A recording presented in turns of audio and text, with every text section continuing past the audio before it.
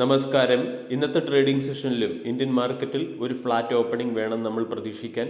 Nifty 24,050 open ആകാനാണ് സാധ്യത. Asian മാർക്കറ്റുകളും mixed performance ആണ് കാഴ്ചവെക്കുന്നത്. ജപ്പാന്റെ ഇൻഡെക്സ് 0.74%, ഹോങ്കോങ് ഇൻഡെക്സ് 0.52% ഉയർന്ന് ട്രേഡ് ചെയ്യുന്നു. ചൈനീസ് ഇൻഡെക്സായ ഷാങ്ഹായ് 1.36% ഉയർന്നാണ് ട്രേഡ് ചെയ്യുന്നത്. കഴിഞ്ഞ ദിവസം അമേരിക്കൻ മാർക്കറ്റും പോസിറ്റീവ് സൈഡിൽ ക്ലോസിംഗ് നൽകി. ഡോ ജോൺസ് 1.46, അമേരിക്കൻ മാർക്കറ്റും പോസിറ്റീവ് സൈഡിൽ ക്ലോസിംഗ് നൽകി.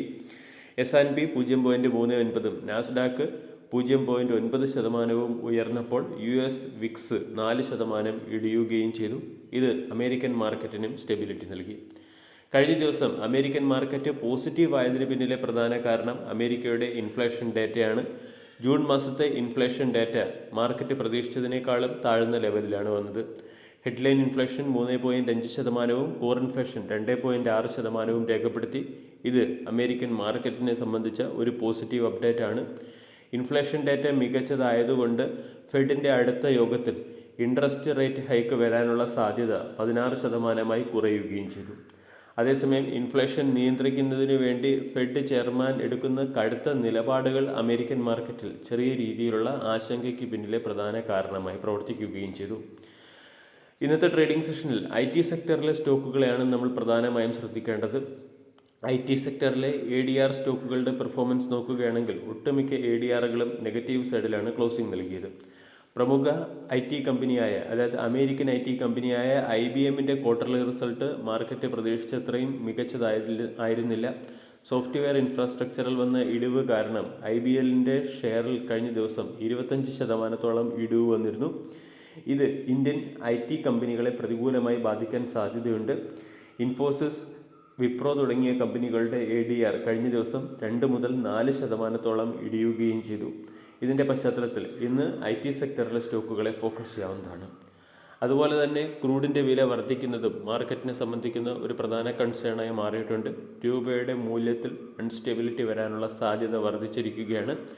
American president Donald Trump strait of Hormuz വഴി ഇറാനിയൻ കപ്പലുകൾക്ക് മുകളിൽ പൂർണ്ണ ഉപരോധം പ്രഖ്യാപിച്ചതിൻ്റെ പശ്ചാത്തലത്തിൽ ബ്രന്റ് ക്രൂഡിൻ്റെ വില 2.5% വർദ്ധിച്ച് $85 പെർ ബാരൽ എന്ന ലെവലിലേക്ക് എത്തുകയും ചെയ്തു.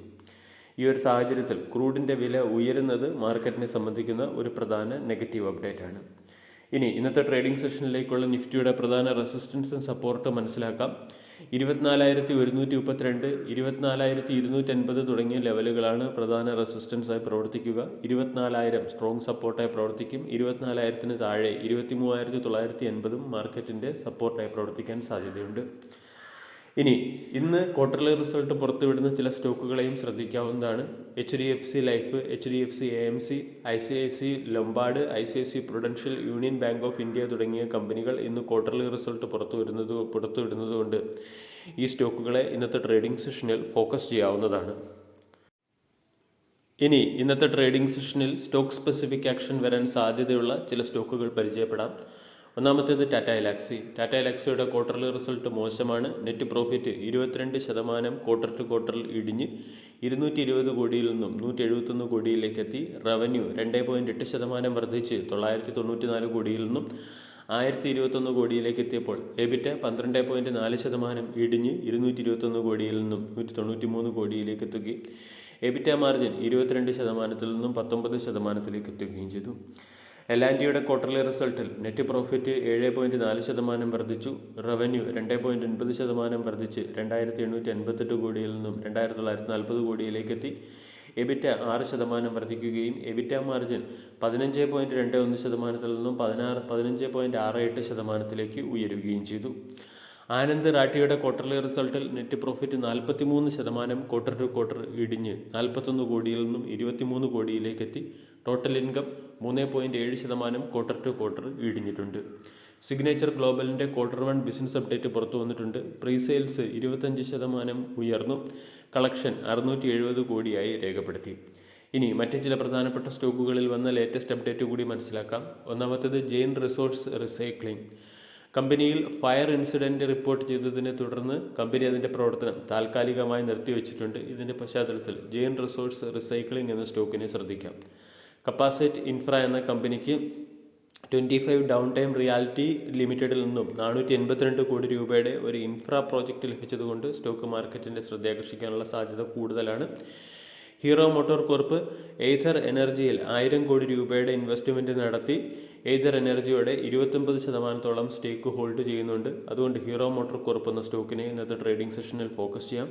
KEC ഇൻ്റർനാഷണലിന് 1180 കോടി രൂപയുടെ പുതിയ ഓർഡറുകൾ ലഭിച്ചതിൻ്റെ പശ്ചാത്തലത്തിൽ KEC ഇൻ്റർനാഷണൽ എന്ന സ്റ്റോക്കും മാർക്കറ്റിൻ്റെ ശ്രദ്ധ ആകർഷിച്ചേക്കും. വീഡിയോ എല്ലാവർക്കും ഇഷ്ടമായി എന്ന് വിശ്വസിക്കുന്നു. താങ്ക്